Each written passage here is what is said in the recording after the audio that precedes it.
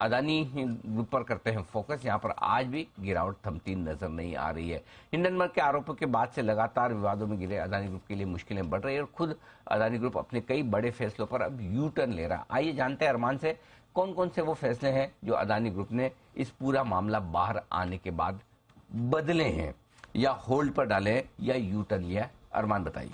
जी sir, कई सारे ऐसे फैसले हैं। अगर आप एक एक करके मैं आपको ना बताऊंगा। जैसे अगर आपको कल खबर आती हुई दिखी कि अडानी इंटरप्राइजेज और पीटीसी इंडिया के हिसाब से अडानी ने जो पावर ट्रेडर पीटीसी इंडिया है उसमें हिस्सेदारी के लिए जो बोली नहीं लगाने का फैसला लिया है, ये आपको खबर अब आई।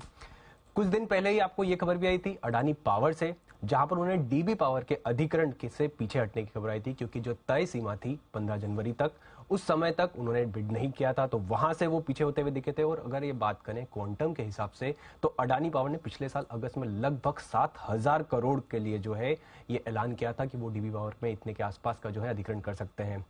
उससे कुछ पहले अगर आप बात करें तो वहां पर अगर आप देखेंगे टोटल एनर्जी, जिन्होंने जो हिंडनबर्ग की रिपोर्ट के बाद से अगर आप देखेंगे, कुल उन्होंने अडानी ग्रुप के साथ लगभग 4.4 यूरो 50 बिलियन का जो है वो उन्होंने एक करार का ऐलान किया था कि वो अडानी ग्रुप के साथ ग्रीन हाइड्रोजन में करार करने वाले हैं। और ये जब हिंडनबर्ग की रिपोर्ट आई उसके बाद से उन्होंने उसे भी होल्ड पे डाल दिया।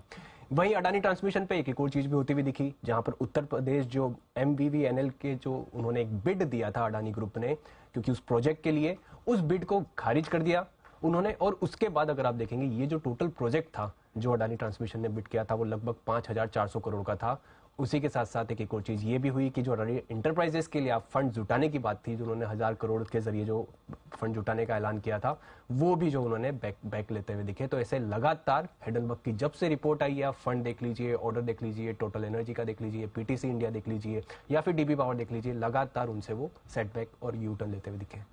ओके, तो सबसे बड़ी बात है कि जो भी बड़े एक्सपांशन प्लान हैं या फिर नए कारोबार में उतरने की योजनाएं हैं उस पर थोड़ा सा बैकफुट पर जा रहे हैं। 1,000 करोड़ के बॉन्ड्स जारी करने थे, फंड जुटाना था, वो रोका है। 5,400 करोड़ के बड़े ऑर्डर्स उत्तर प्रदेश से मिलने वाले थे, वो अब रुक गए हैं।